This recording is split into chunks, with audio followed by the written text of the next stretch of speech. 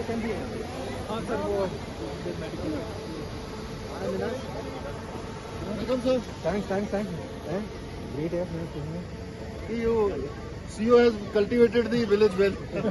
और क्या हाल है? ये हमारा सबसे मतलब क्लोजेस्ट विलेज है इसका पंकज का favourite It is very difficult to get him to do any Sadbhavna activity in any other village, but this. but I was telling you that project for that whatever that जो museum है जो museum बनाया but वो I don't know.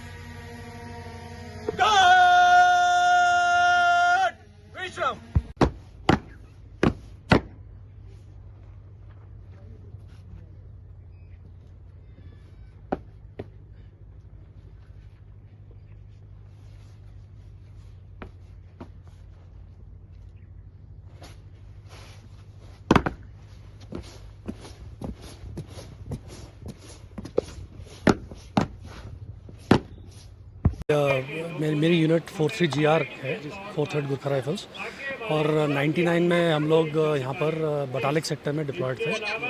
Batalik sector में घनासौक और याल्डोर access वहाँ पर, और उधर हमने जो लड़ाई लड़ी थी वहाँ पर एक फ़ीचर है 5156 जो कि आज हमारे पास है। तो वो फ़ीचर को कैप्चर करने में और उसको सिक्योर करने में मेरे यूनिट का बड़ा हाथ था उस टाइम पे। तो हम लोग एक्चुअली जब हमारी यूनिट यहाँ डिप्लॉयड नहीं थी, हमारी यूनिट पीस स्टेशन हम जैसे बोलते हैं अल्मोड़ा में डिप्लॉयड थी, और ऑर्डर्स मिलने के बाद हमको बरेली से IL-76 में हमको एयरलिफ्ट किया गया ले के लिए। तो पूरी बटालियन 5 एयरक्राफ्ट में एयरलिफ्ट होके IL-76 में ले लाई गई, और वहाँ से फिर हम लोग नुरला में आए थे। नुरला में आके हमारे जो ट्रेनिंग वगैरह, क्योंकि एक्लिमेटाइज थे नहीं, एक्लिमेटाइजेशन ट्रेनिंग यहाँ पर पहली बार यूनिट आई थी, पहली बार ऑफिसर्स आए थे लद्दाख में। तो यहाँ के मतलब जान पहचान, इलाका कैसा है वो उसके बारे में जानकारी, तो वो सब हमने नुरला में किया।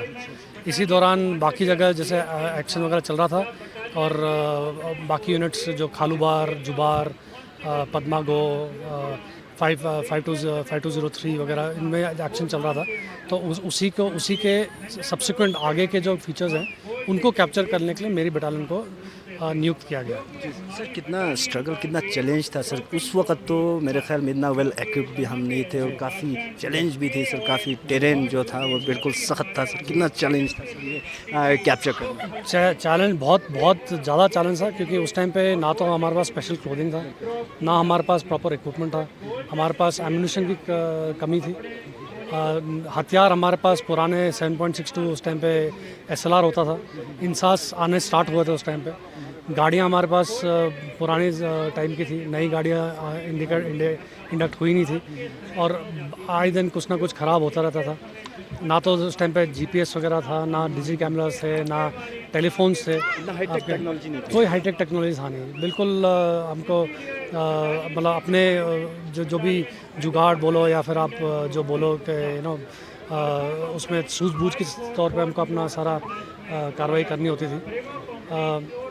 और क्योंकि हम लोग जैसे बाहर से आए थे, हम लोग दूसरे फॉर्मेशन से आए थे यहाँ पर, तो हमारे लिए तो ये बहुत ही मतलब यूनिक एक्सपीरियंस था, क्योंकि उससे पहले शायद हमारे कोई ऐसे जवान थे जिन्होंने एयरप्लेन में बैठे भी होंगे और वो पहली बार उनको लड़ाई के लिए इंडक्ट किया गया एयरक्राफ्ट में। और यहाँ के ऑफकोर्स फिर तब तक पूरे देश का एकजुट हो चुका था, काफ़ी इक्विपमेंट वगैरह सब हमारा यहाँ पर चेंज हुआ, यहाँ पर हमारे को नया इक्विपमेंट दिया गया। तब कई बच्चे होंगे तब पैदा भी नहीं हुए होंगे, हम में से कई होंगे जिन्होंने वो देखा ही नहीं होगा, पर हम खुशकिस्मत हैं कि हमारे बीच 11 ऑफिसर, सरदार साहिबान और बहादुर जवान हैं जिन्होंने वो लड़ाई लड़ी है और उस टाइम पे वो यहाँ पर थे।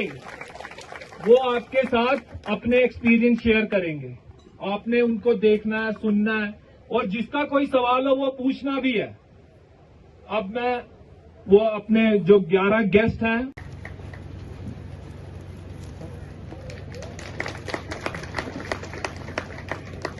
अभी मैं सूबेदार अवतार सिंह 14 सिख साहब से अनुरोध करता हूं कि वह भी यहां पर आएं और अपना सम्मान प्राप्त करें। सूबेदार अवतार सिंह सर।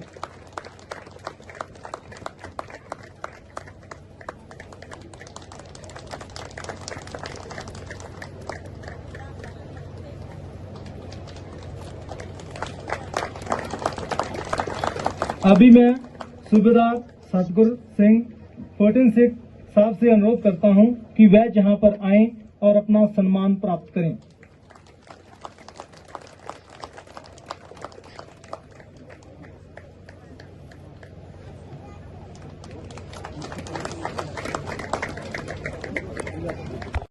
और कुछ नशा वगैरह तो नहीं करते हो? कुछ नहीं किया होना साहब। कुछ नहीं करते हो तो क्या क्या ऐसी बातें बोलते हो? शादी हो गया तुम्हारा? बीवी को मारते तो नहीं हो? हाँ, अच्छा अच्छा। तो और क्या क्या परिवार में क्या दिक्कत आती है? कोई दिक्कत आता है, बस नींद नहीं आता है। सेंटर में पहले मैं सेंटर में पोस्टेड था, तो उस टाइम हम लोगों को एक आदेश मिला था कि एडोक कंपनी बन के इंडोजिंग से आप लोगों को करगिल वार में जाना है।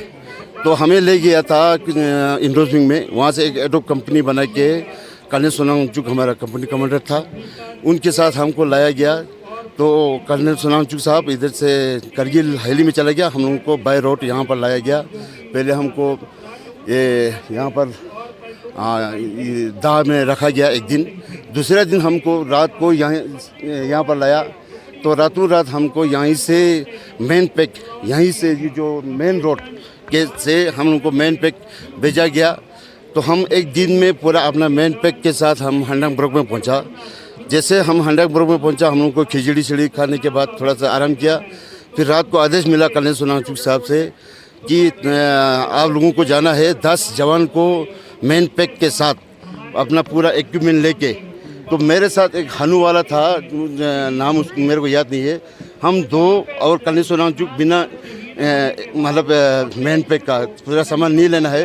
कर्नल सोनांगचुक साहब का स्पोर्टिंग करने के लिए, उनको मतलब उनके साथ उनको गाइड करने के लिए, तो मैं नंबर 1 स्क्वाड हुआ करता था, नंबर 2 हनु वाला। फिर कर्नल सोनांगचुक के साथ मैं कंपास सब कुछ लेके हम लोग आगे आगे चलता गया रोड बनाते हुए।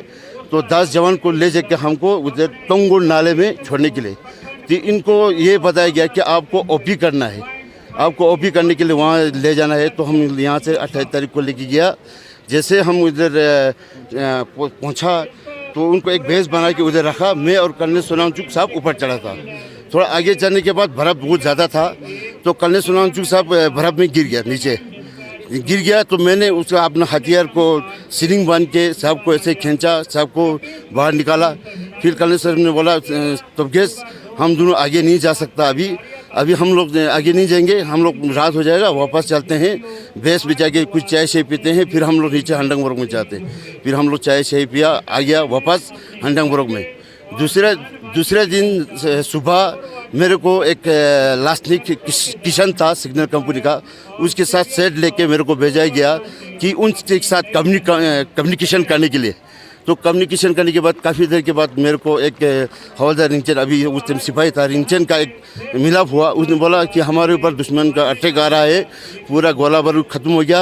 हम 4 आदमी सुबह नैब सुधा टुंडुप, सिरियांचुक, रिंचन और हवलदार सोनम रिंजिन स्क्यांजुंग के नाम से जाना जाता है, वो 4 ऊपर आया हुआ है पोस्ट पे, मतलब ऊपर आया हुआ है, दुश्मन हमारे ऊपर अटैक कर रहा है। बाकी जो नीचे बचा हुआ 6 आदमी है वो मर गया कि जिंदा है हमको पता नहीं है, कि हमारे ऊपर पूरा हथियार मतलब वो आ रहा है, गोलाबारी आ रहा है, हम लोग जिंदा बचेगा कि नहीं बचेगा, हमारे पास अम्यूनिशन ख़त्म हो रहा है बताया। तो फिर मैं सीधा गया, सुविधा तोपदान से मिला, तोपदान साहब को ये रिपोर्ट दिया, तोपदान साहब ने बात किया, फिर इसके बाद हम लोगों को वहाँ से लेके गया। फिर हम लोग लेके गया तो फिर मैं नंबर 1 स्क्वाड था, फिर गया कर्नल सोनाचू सर। फिर इधर जाने के बाद, आगे जाने के बाद फिर टोंगू नाले में चला गया हम लोग। जैसे आगे गया, के लोगों जरा आँख में भर लो पानी, जो शहीद हुए हैं उनकी जरा याद करो कुर्बानी। These lines remind me that victory doesn't come easily. We also have to carry some dares. Good morning, everyone. Today, on the silver jubilee of Kargil Vijay River, I, Devanshika, stand before you to honor and respect the brave soldiers who fought for our country. As we commemorate this day, we pay tribute to their courage, sacrifice, and unwavering dedication to our nation. 25 years ago, in the rugged terrain of Kargil, our soldiers faced unimaginable challenges, and yet they stood tall, defending our borders with unmatched bravery. The selfless act of heroism and determination inspires us all to strive for excellence and uphold the values of patriotism and unity for our nation. Remember, soldiers do not fight because they hate what is in front of them, but they fight because they love what is behind them. Thank you and Jai Hind.